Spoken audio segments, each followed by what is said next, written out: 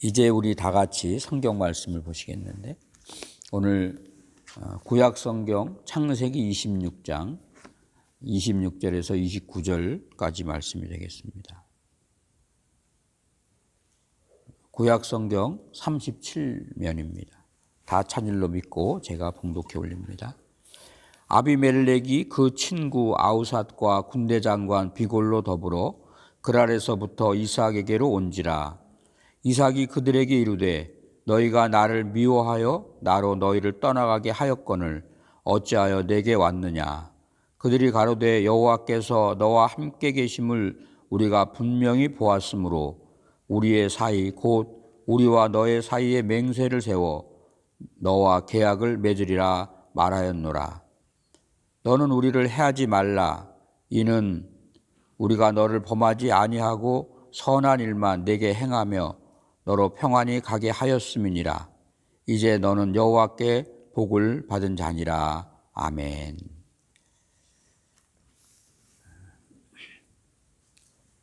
오늘 이 창세기 26장에 등장하는 이삭의 삶을 통해서 하나님께 복을 받은 자, 이런 제목으로 말씀을 나누려고 합니다. 믿음의 사람 이삭의 삶에 큰 시련이 찾아옵니다.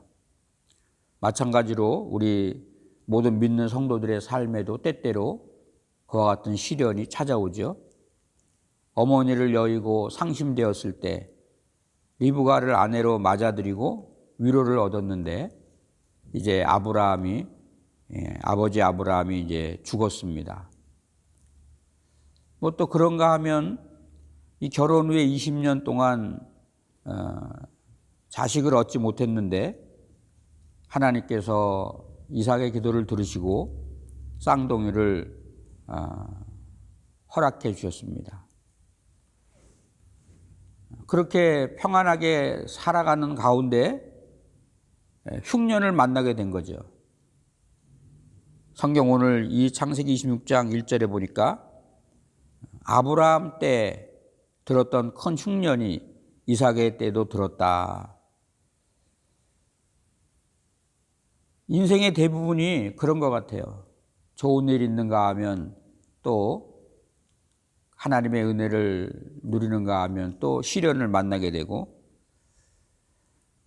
특별히 농경사회 그리고 이삭과 같은 이 유목민들에게 있어서 이 가뭄이 든다고 하는 것은 큰 문제죠. 곡식도 곡식이겠지만 들의 풀들이 자라지 않으니까 목축업을 하던 그 유목민들에게는 참 큰 걱정거리 중에 하나죠. 이런 큰 흉년이라고 하는 시련 앞에 이삭은 뭔가를 결정해야 됩니다. 우리도 살다 보면 어떤 일을 만날 때 어떻게 할 것인가 결정할 때가 있지 않습니까? 어떻게 하면 이 기근에서 살아남을 것인가?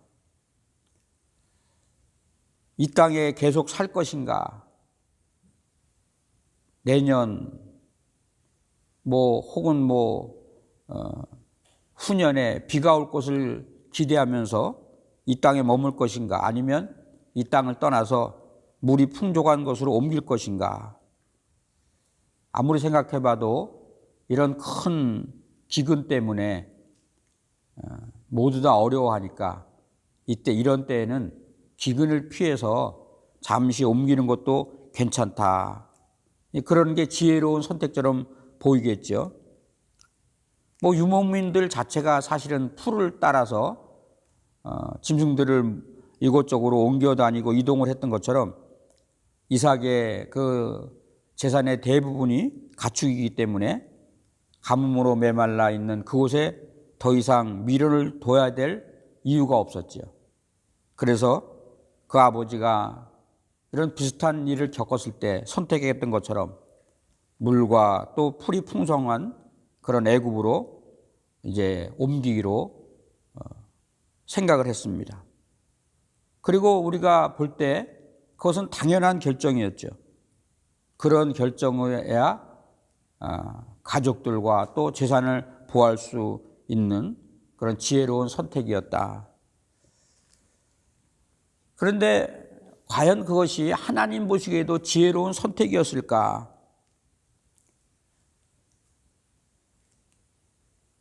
하나님은 아브라함에게 말씀하신 그 약속을 이삭에게 동일하게 약속을 하십니다. 내가 너에게 이 땅과 그리고 이 땅을 기업으로 주겠다. 이 땅을 너의 자손에게 주겠다. 그런데 지금 이 땅을 버리고 지금 옮겨가야만 됐을 때 과연 이삭이 믿음이 없었기 때문에 그런 결정을 했을까? 사실 이삭은 이미 하나님의 그 어떤 은혜를 경험한 사람이죠. 아브라함이 자신을 제물로 바치려 할 적에 하나님의 사자가 말하는 것을 들었고 또 하나님이 친히 그 제물을 준비한 그것을 가지고 하나님께 제사를 드렸던 그런 경험이 있습니다. 아내 리브가를 아내로 맞아들인 후에 오랜 기간 동안 아이를 얻지 못했었는데 하나님께 기도해서 하나님이 잉태케 해주는 그런 축복도 경험을 했죠. 그런데 이삭이 하나님을 알기도 하고 또 하나님께 기도해서 응답도 받았지만 그도 우리와 똑같이 연약한 인간들이었다. 연약하다고 하는 것. 여기서 우리는 믿음이라고 하는 것이 어떤 한순간 한 번의 경험을 통해서 성숙되는 것이 아니라는 것을 발견하게 됩니다. 믿음이라고 하는 것은 매일 순간순간마다 하나님과의 친밀한 관계를 통해서 하나님과 함께하는 시간을 통해서 우리가 인식하지 못하는 사이에 점점 하나님을 닮아가는 사람으로 성숙해 나가는 거죠. 그래서 믿음은 시간이 필요합니다. 큰 은혜를 받고 모든 것을 다 헌신할 수 있을 처럼 보이지만 시간이 지나서 어떤 환난을 만날 때 그 긴 시간 안에 성숙된 믿음을 소유하지 못한 사람들은 항상 넘어지게 되어 있습니다. 그래서 믿음은 인내가 필요하고 때때로는 시련을 통해서 더 주님을 의지하는 방법을 배우기도 하는 것이죠.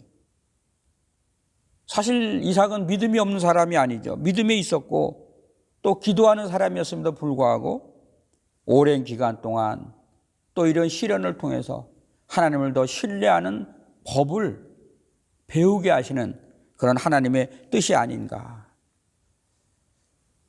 이삭이 큰 환난, 이 시련, 이 가뭄의 사건 속에서 내가 이것을 피하려고 애굽으로 내려가기로 결정을 했는데 하나님의 뜻은 그게 아니죠. 그래서 2절에 보니까 너는 애굽으로 내려가지 말아라. 내가 네게 지시할 땅으로 가라. 지금 하나님이 말씀하신 땅은 가뭄이 있었는데 기근이 있었는데 거기에 있다가 내가 손해를 보면 어떡할까?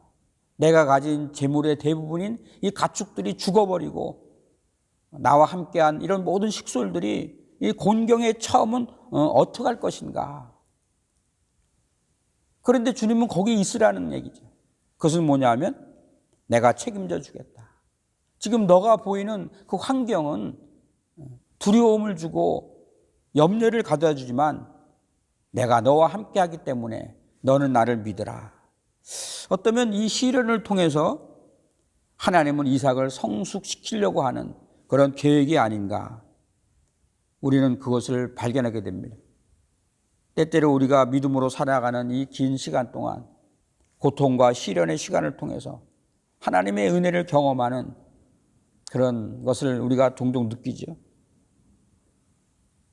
이삭이 거부가 된 것은 물론 그 뒤에도 하나님께서 많은 재물을 줬지만 아버지 아브라함이 가지고 있던 그런 많은 재산을 물려받았기 때문에 이삭이 거부가 되었지만 오늘 성경은 그 아버지께로부터 받은 그 재산을 의지하며 살아가지 말아라. 하나님께서 돕지 않으면 안 된다고 하는 하나님을 의지하는 것을 더 그런가 하면 아버지 아브라함과 함께 그 하나님의 사자의 음성도 듣고 하나님이 예비하신 그런 제물을 준비하여서 주께 바치는 그런 경험도 했지만 또 물론 본인도 기도를 하고 오랜 기간 동안 아이를 낳지 못한 그 가정에 하나님의 귀한 생명의 선물을 얻게 되었던 그런 경험을 했지만 더 깊은 하나님과의 관계, 그것을 주님이 원하시기 때문에 이런 시련을 통해서 하나님이 시험하시는 것은 아닌가, 이런 생각을 해볼 수 있죠. 어쩌면 이삭은 이 문제 속에서 자기의 결정과 또 하나님의 결정 사이에서 갈등을 했을 거예요. 그런데 이삭은 결정을 합니다. 내 결정이 좋아 보이지만 지금 하나님이 말씀하신 것은 지금 이 기근이 든 이 땅에 머물러 있는 것이 어리석게 보일지 모르지만 사람의 지혜, 하나님의 어리석음이 사람의 그 모든 지혜보다 크다고 하는 것을 믿고 그 말씀에 순종해서 애굽으로 내려가던 그 발걸음을 멈추고 그랄 땅에 머물게 됩니다. 하나님께서 말씀하신 그 곳에 내려가진 않았지만 그랄도 여전히 이삭에게는 이방 땅이었죠. 하나님의 말씀을 따라서 멈추면 뭔가 일이 잘 풀릴 것으로 생각됐지만 사실 그렇지 않습니다. 왜 그러냐 하면 이 세상은 그렇게 만만한 곳이 아니기 때문에 하나님께서 나타나셔서 내가 너를 보호하고 너를 이 땅에서 복을 주겠다 말씀을 했지만 사실 우리의 현실이 너무나 두려운 거예요. 그래서 첫 번째로 한 이 이삭의 실수가 뭐냐, 그의 아버지 아브라함이 했던 것처럼 그의 아내 리브가가 아름다웠기 때문에 그 땅 사람들이 리브가를 뺏기 위해서 자기 자신을 죽일까 봐 두려웠습니다. 그래서 사람들에게 리브가를 자기 누이라고 그렇게 말하게 됩니다. 믿음의 길을 걸어가는 우리들도 때때로 하나님에 대한 그런 어떤 기대와 소망이 있지만 또 이것이 안 이루어지면 어떡하나 라고 하는 두려움이 있다고 하는 거죠. 사실 믿는 사람들 속에 가장 두려운 적은 우리 내면의 적입니다. 내면의 적, 의심 같은 것, 두려움, 이런 것들. 그래서 그 의심과 두려움이 하나님의 약속을 잃어버리게 만들어요. 우리는 베드로가 예수님께서 그 빌라도의 법정에서 재판받을 적에 또 그 대제사장 가바야의 그 뜰에서 신문당할 적에 그 계집 여종의 앞에서 너도 저와 함께 있지 않았냐 했을 때 아니다, 나는 저를 도무지 모른다고 그렇게 말하죠. 왜냐하면 그 전에 이미 그 베드로의 마음속에 두려움이 찼기 때문에. 두려움은 우리를 실패로 이끌어갑니다. 두려움은 사도 바울이 말한 것처럼 하나님이 우리에게 주신 것은 두려운 마음이 아니요 오직 능력과 사랑과 평안한 마음이다. 두려움은 하나님께로부터 온 것이 아니죠. 두려움의 영은 하나님께로부터 온 것이 아니기 때문에 하나님의 선하심을 볼 수 없게 만듭니다. 점점 우리를 더 두렵게 하는 그런 악한 것들만을 바라보게 말씀하죠.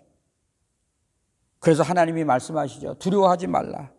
내가 너와 함께한다.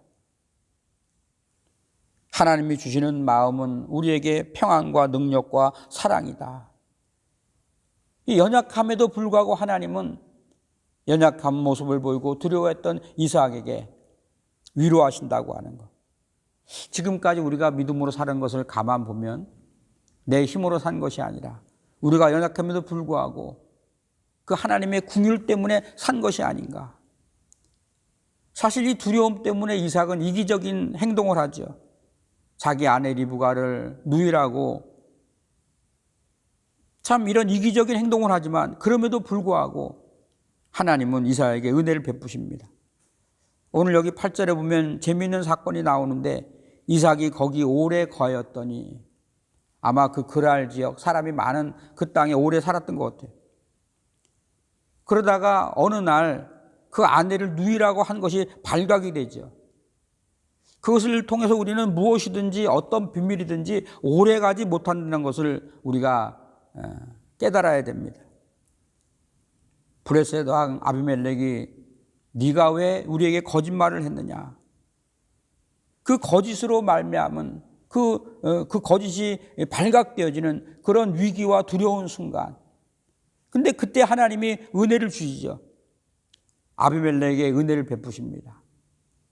한 부족의 왕으로서 충분히 그를 내쫓을 수도 있고 뭐 어떤 제재를 가할 수 있는데 아비멜렉에게 은혜를 베푸셔서 아비멜렉이 그 부족 사람들로 하여금 그 이삭의 부인이었던 리브가를 해하지 못하게 하는 그런 은혜를 베푸시죠.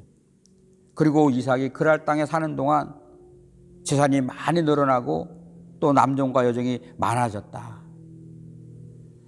왕도 뭔가 좀 어떤 그런 마음이 있어서 이삭에 하나님이 그런 은혜를 주셨겠지만 궁일이 여겼고 또 이삭이 하나님의 은혜로 그 해에 많은 소출을 얻어서 큰 부자가 되게 됩니다. 그것을 보고 이 브레셋 사람들이 이제 시기를 하죠.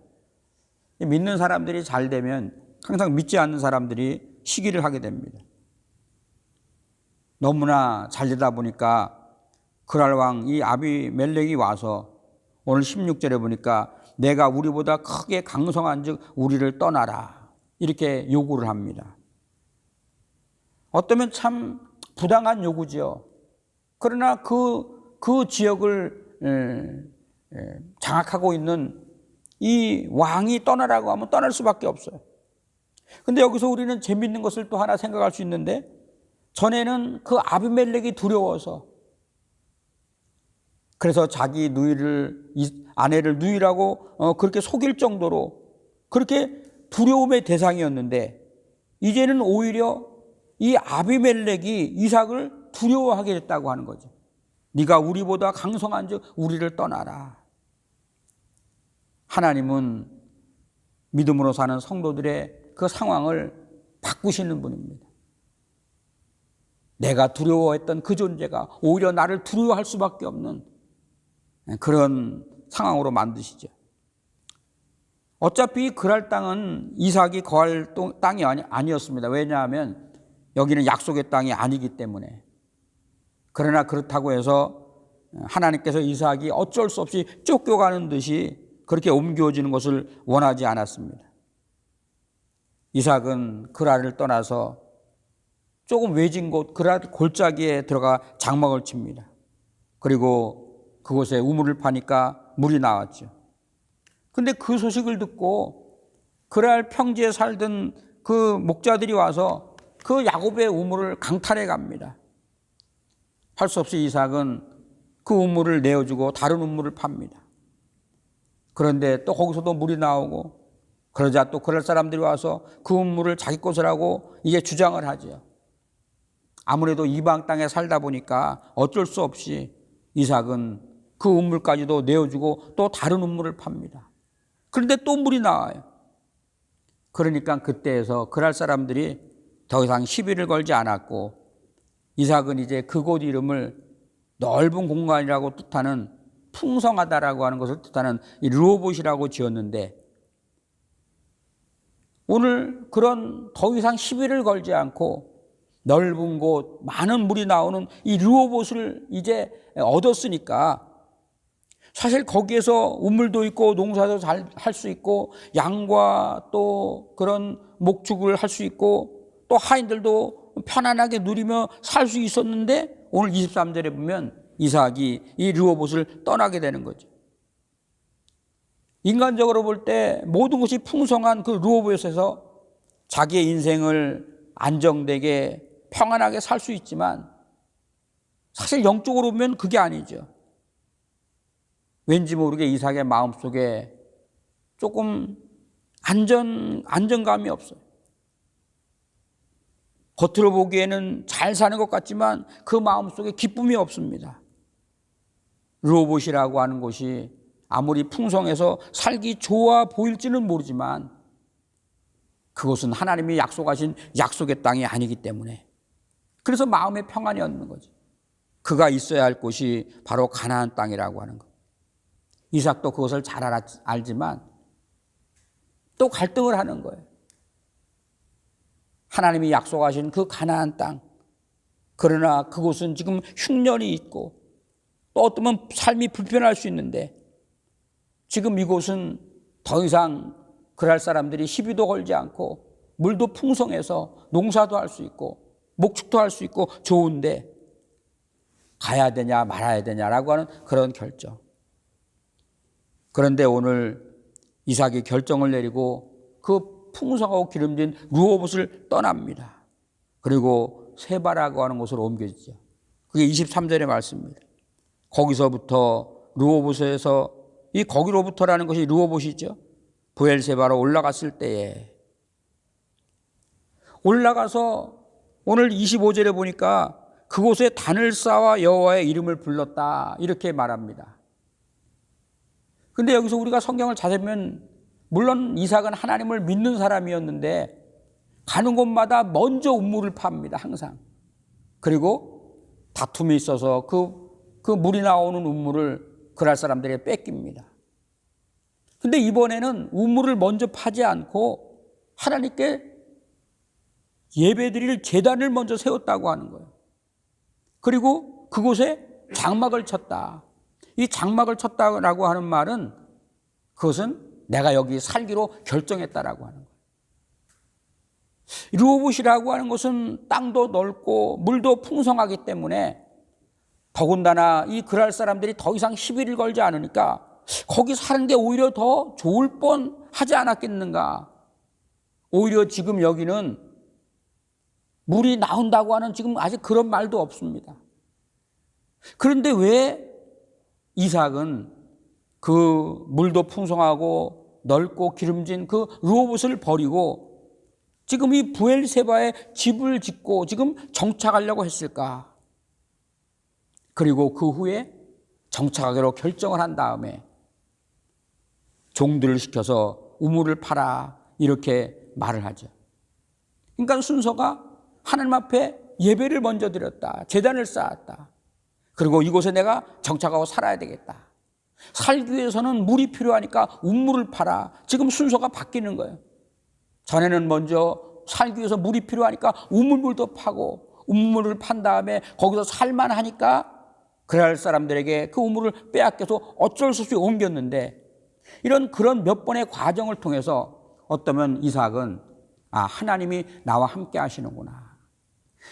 나중에 지금 이 그랄 왕 아비멜렉이 와서 우리가 하나님이 너와 함께하는 것을 분명히 봤다라고 하는 그런 이방인들이 그런 말을 하기 전에 아마 어쩌면 이삭 스스로가 신기하게도 가는 곳마다 우물을 팔 때마다 물이 나오는 그런 것을 경험했을 때 하나님이 내가 어디로 가든지 나와 함께 하신다.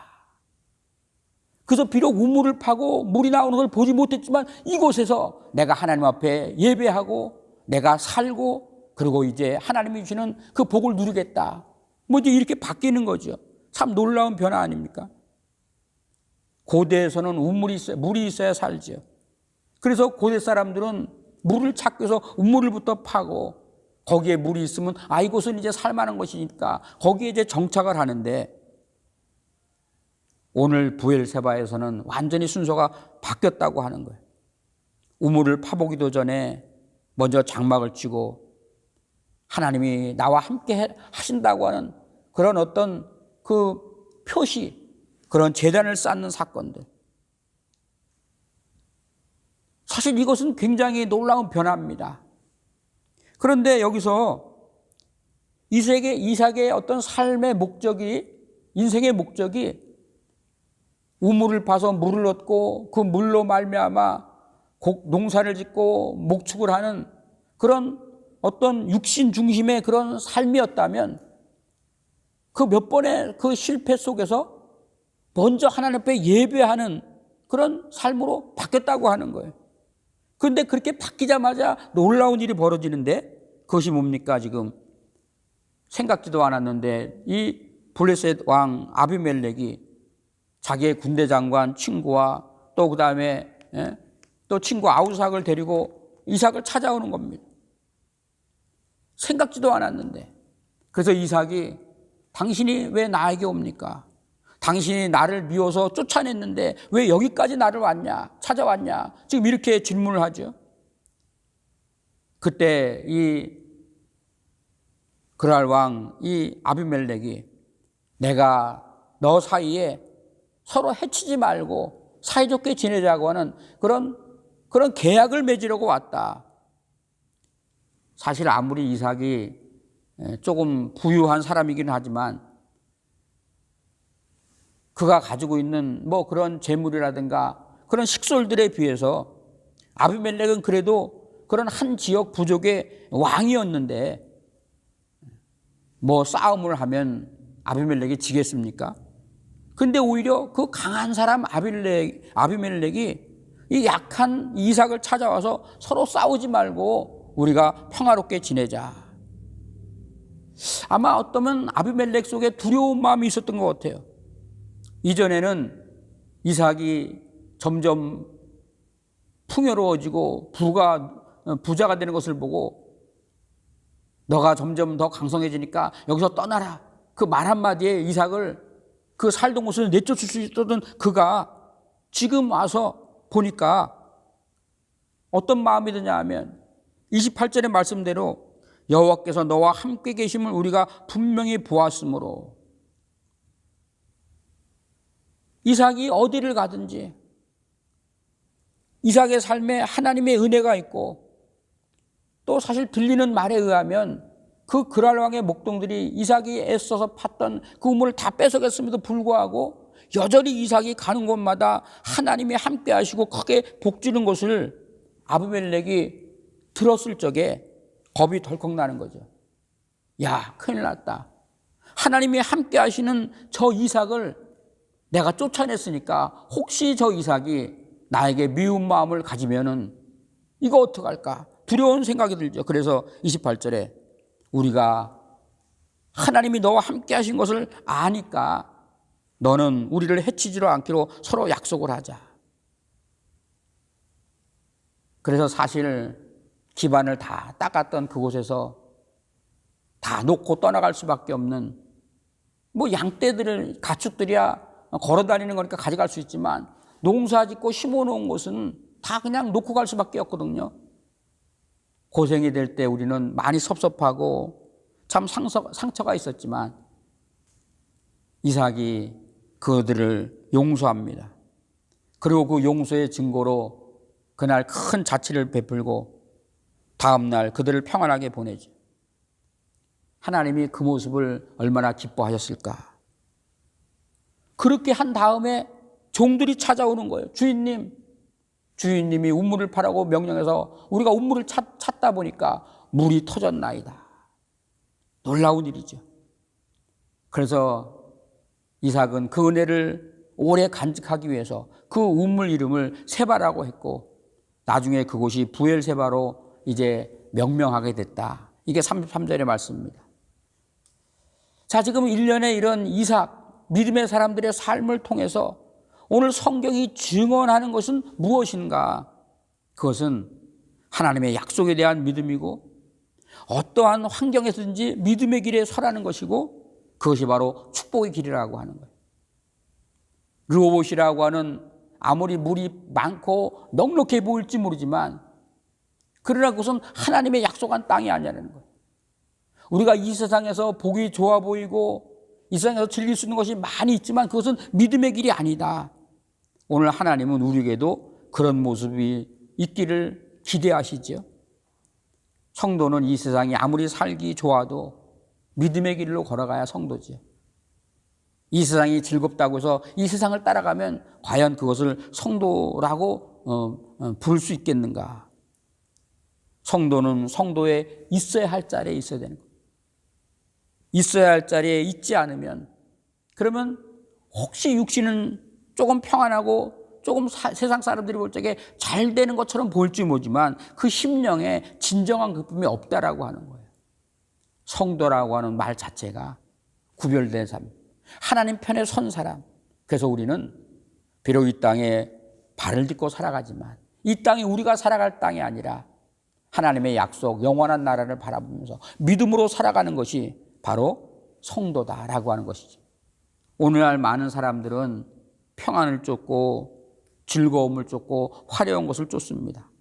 그러나 진짜 복된 사람은 비록 그것이 아직 물이 보이지 않는 황무지 같아 보일지라도 그곳에서 하나님을 예배하는 삶, 그리고 그곳에서 하나님의 약속으로 그 황무지와 같은 그 땅에 물이 나오는 그런 축복으로 바뀌어가는 그런 사람의 삶이 믿음의 삶이 아닌가.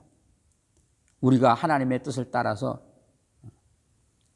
믿음의 자리에 서게 되면 비록 그것이 지금은 황무지 같다 보일지 모르지만 바로 그것이 하나님의 축복의 샘이 터지게 되어지는 그런 하나님의 약속의 말씀이 오늘 성경 이삭의 삶을 통해서 주님이 우리에게 증언하는 것이다. 저는 이런 생각을 해보면서 오늘 우리의 삶 속에서 우리가 어떻게 살아가야 될 것인가. 비록 우리가 이 땅에 살아가지만 여전히 우리는 그 믿음의 길에서 그 약속의 말씀으로 말씀을 의지하며 살아간다면 분명히 하나님께서 이삭에게 복을 주셨던 것처럼 저와 여러분의 삶에도 그런 풍성한 은혜가 넘칠 줄로 믿습니다. 기도하겠습니다. 하나님 아버지 감사합니다. 오늘 이 아침에